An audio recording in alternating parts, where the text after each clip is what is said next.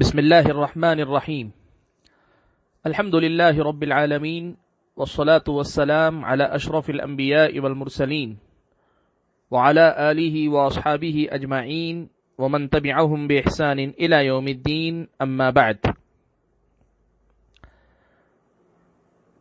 Covid 19 کی وجہ سے ملک کے اندر اور ملک سے باہر جو حالات اس وقت پوری دنیا پر آئے ہوئے ہیں، ان حالات میں آپ سبھی حضرات اور خواتین اس بات سے بخوبی واقف ہیں کہ اہل علم نے کتاب و سنت کی تعلیمات کی روشنی میں یہ رہنمائی آپ کو دی ہے، اور کئی علاقوں میں حکومتوں نے پابندیاں بھی عائد کر کے مسجدوں میں باجماعت نماز پر پابندی عائد کر دی ہے۔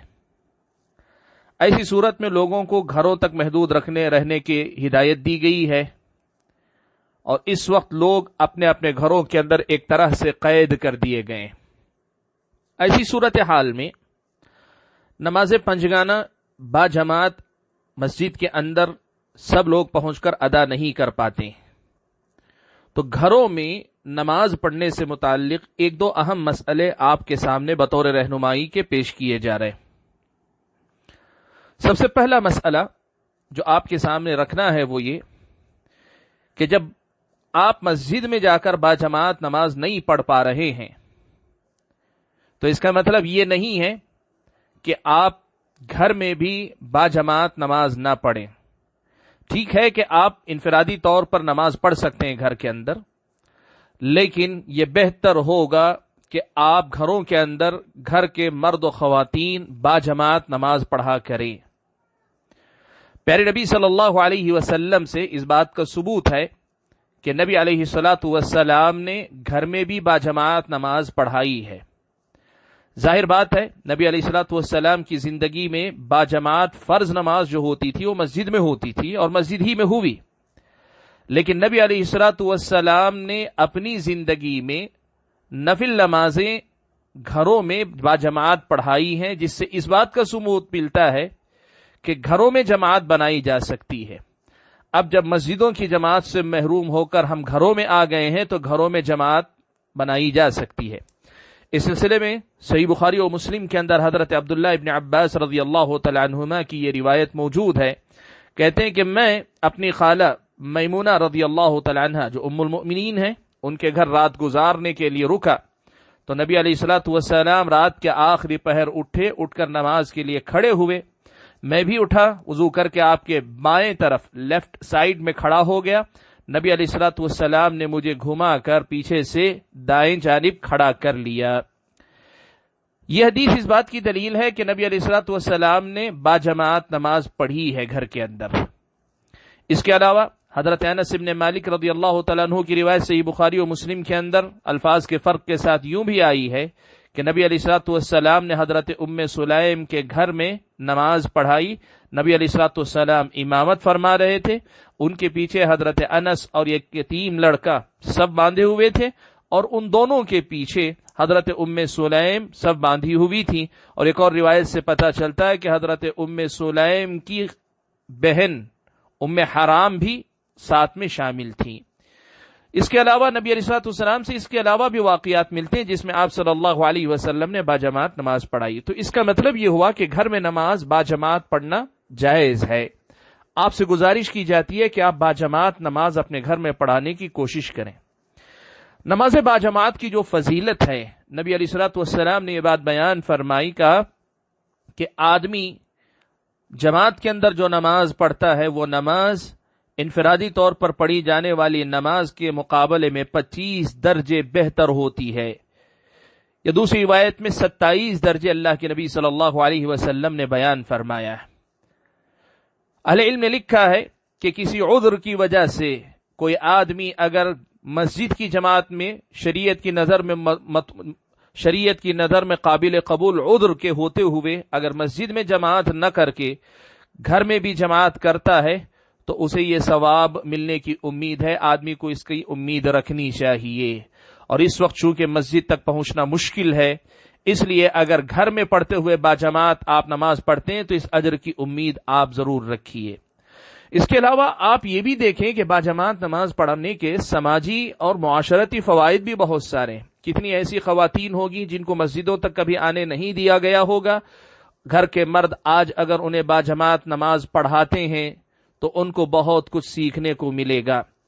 گھر کے اندر بچے جو آپ کے ہیں وہ مسجدوں تک آتے بھی ہوں گے تو یہ بات یاد رکھیے کہ آپ کے ساتھ آپ کے گھر میں نماز پڑھتے ہوئے بچے جتنا کچھ سیکھ سکتے ہیں وہ مسجدوں کی عام جماعتوں میں شریک ہو کر بچے اتنا نہیں سیکھ پاتے ہیں. بہت سارے فائدے اس سے جڑے ہیں، اس لیے نماز باجماعت کا اہتمام ہونا چاہیے. جہاں تک صف بندی کا تعلق ہے، اس سلسلے میں بنیادی مسئلہ سب سے پہلے یاد رکھ لیں کہ خواتین کا اور مردوں کا یہ معاملہ بنیادی فرق رہے گا کہ مرد اور عورتوں کی صف مستقل الگ ہوگی. مرد اور عورت ایک ساتھ نہیں کھڑے ہو سکتے، چاہے وہ عورت محرم ہو کہ غیر محرم ہو، اور امام کے ساتھ وہ اکیلی ہو کہ یا امام کے ساتھ دوسرے لوگ بھی موجود ہوں یا کئی عورتیں ہوں. یہ بات یاد رکھیں، امام کے ساتھ یا مردوں کے ساتھ عورتیں نہیں کھڑی ہوں گی، چاہے محرم ہو کہ غیر محرم ہو. اب آپ کے سامنے مردوں کی صفوں کی ایک ترتیب میں آپ بیان کرنے جا رہا ہوں. اس ترتیب کے بعد عورتوں کی صف ہوگی، چاہے وہ اکیلی رہے صف کے اندر تو بھی الگ ہی کھڑی ہوگی، اگر وہ کئی ہیں تب بھی مردوں سے الگ ہی کھڑی ہوگی. جہاں تک مردوں کی صفوں کا مسئلہ ہے، مردوں کی صفوں کے سلسلے میں یہ بات یاد رکھیں کہ اگر مرد کے ساتھ ایک مرد یا بچہ ہے تو وہ اس کے دائیں جانب کھڑا ہوگا، رائٹ سائڈ میں کھڑا ہوگا، جیسے حضرت عبداللہ ابن عباس رضی اللہ تعالی عنہما کو نبی علیہ الصلوۃ والسلام نے اپنے دائیں جانب کھڑا کیا. اگر امام کے علاوہ دو لوگ یا دو سے زائد مرد ہوں، چاہے وہ بڑا آدمی ہو یا مرد اور چھوٹا بچہ ہو، وہ لوگ امام کے پیچھے صف بندی کریں گے، جیسے نبی علیہ الصلوۃ والسلام کے پیچھے حضرت انس بن مالک اور ایک یتیم بچے نے صف بندی کی تھی اور ان کے پیچھے حضرت ام سلیم کھڑی ہوئی تھی. یہ ایک مسئلہ ہے. یہ بات یاد رکھیں، گھروں کے اندر گنجائش نہ ہو، جگہ نہ ہو، تو ایسی صورت میں امام صف کے درمیان کھڑا ہو سکتا ہے، صف سے آگے کھڑا ہونا ضروری نہیں. یا اسے ہم دوسرے الفاظ میں یوں بھی کہہ سکتے ہیں کہ گھر کے اندر کمرہ چھوٹا ہو، ہال چھوٹا ہو، افراد کی تعداد زیادہ ہو، تو ایسی صورت میں امام کے دائیں بائیں ہی صف بندی جا سکتی ہے. امام کے دائیں بائیں ہی کھڑے ہو کر صف بنائی جا سکتی ہے.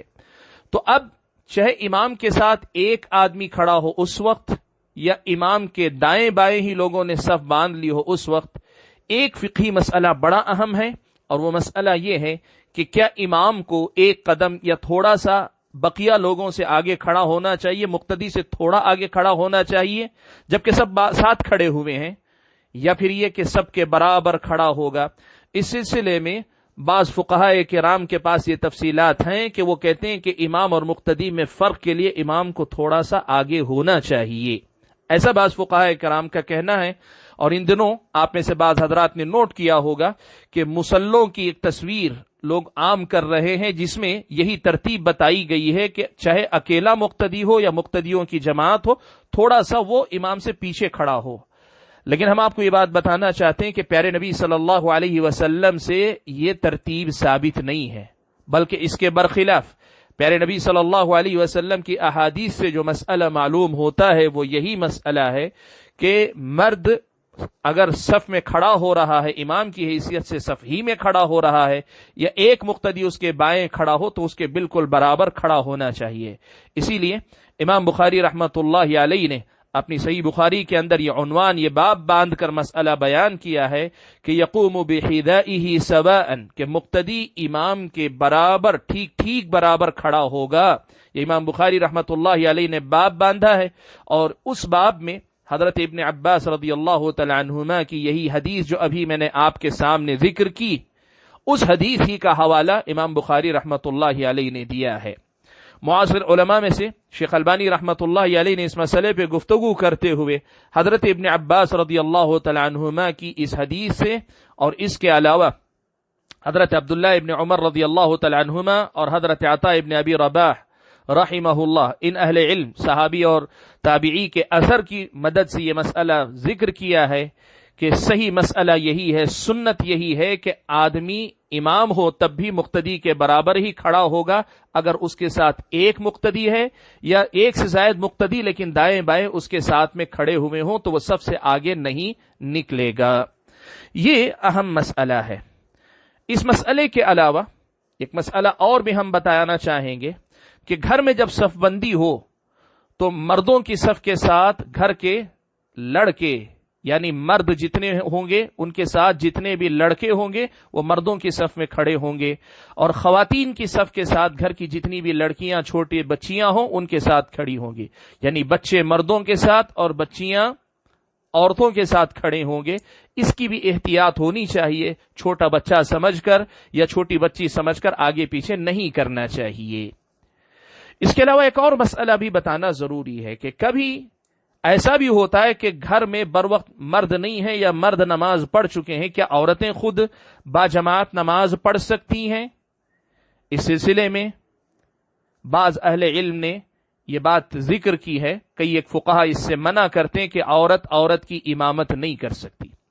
یہ سچ ہے کہ عورت کسی مرد کی امامت نہیں کر سکتی، عورت مردوں کی امامت نہیں کر سکتی، چاہے جو ہے گھر کے اندر بچے ہی ہوں لیکن عورت ان کی امامت نہیں کر سکتی، مردوں کی امامت نہیں کر سکتی. نبی علیہ الصلوۃ والسلام نے فرمایا لن یفلح قوم ولوا امرهم امرأة، وہ قوم کامیاب نہیں ہوتی جو اپنے معاملات کا امام یا ذمہ دار عورت کو بنا دے. تو اہل علم نے لکھا اس کی روشنی میں کہ عورت امام نہیں ہو سکتی مردوں کی، لیکن کیا عورت عورتوں کی امام ہو سکتی ہے؟ اس سلسلے میں امام نووی رحمۃ اللہ علیہ نے یہ مسئلہ نقل کیا ہے کہ امام شافعی نے اپنی مسند کے اندر اور امام بیہقی رحمۃ اللہ علیہ نے اپنی کتاب کے اندر حضرت عائشہ رضی اللہ تعالیٰ عنہ اور حضرت ام سلمہ رضی اللہ تعالیٰ عنہما دونوں امہات المومنین میں سے ہیں، ان دونوں کا یہ عمل نقل کیا ہے کہ یہ دونوں امامت کیا کرتی تھیں، اور امامت کرتی تھی تو صف کے بیچوں بیچ کھڑی ہوتی تھی، سامنے نہیں کھڑی ہوتی تھی. مطلب یہ کہ عورتیں امامت عورتوں کی کر سکتی ہیں، بچیوں کی امامت کر لے سکتی ہیں. بس فرق یہ ہوگا کہ جس طرح گنجائش ہونے کی صورت میں مردوں میں سے امام بالکل اکیلا آگے کھڑا ہوتا ہے، عورتوں کے لیے طریقہ یہ ہے کہ گنجائش ہو تب بھی عورت امامت کرنے والی آگے نہیں کھڑی ہوگی بلکہ وہ صف ہی میں کھڑی ہو کر امامت کرے گی. یہ کچھ مسائل ہیں جن کا تذکرہ اس حوالے سے ضروری تھا کہ آج جب اس صورتحال میں ہم لوگ ہیں تو اپنے گھروں کے اندر باجماعت نماز کا اہتمام کریں. اس کا تربیت پہ بہت اثر پڑے گا، گھر کے ماحول پر اس کا اثر پڑے گا، اور گھر کی خواتین پر اس کا بہتر اثر پڑے گا، اور گھر کے اندر عبادت کا روحانیت کا ایک ماحول قائم رہے گا.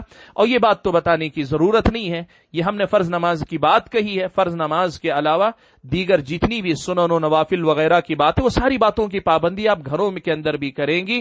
اور یہ بات یاد رکھیں کہ مسجدوں تک آنے سے روکا گیا ہے، آپ کو عبادت سے نہیں روکا گیا ہے، لہذا آپ کی عبادت ہو بہو ہونی چاہیے جتنی بھی کرتے تھے، بلکہ ان مشکل و اوقات میں یہ آزمائش کی گھڑی، یہ جو پریشانی کی صورتحال ہے، اس میں ہماری عبادتیں زیادہ سے زیادہ ہونی چاہیے.